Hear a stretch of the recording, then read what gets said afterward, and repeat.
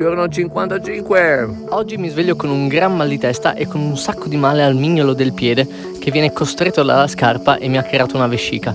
Quindi ho deciso di tagliarla in modo da renderla più simile a un sandalo e così effettivamente cammino molto meglio e raggiungo finalmente il primo paesino. Ciao, grande video. Dove mi fermo in un bar e incontro i primi italiani di questo viaggio in Francia. Mi ci fermo fino alle 5:30, ovvero quando cala un po' il sole e si abbassano le temperature. Poi riprendo la mia marcia verso la prossima destinazione, che è Avignon.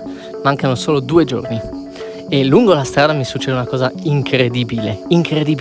Stavo giusto pensando al fatto che era il momento di cambiare cappello, ma che volevo che capitasse qualcosa o che ci fosse uno scambio.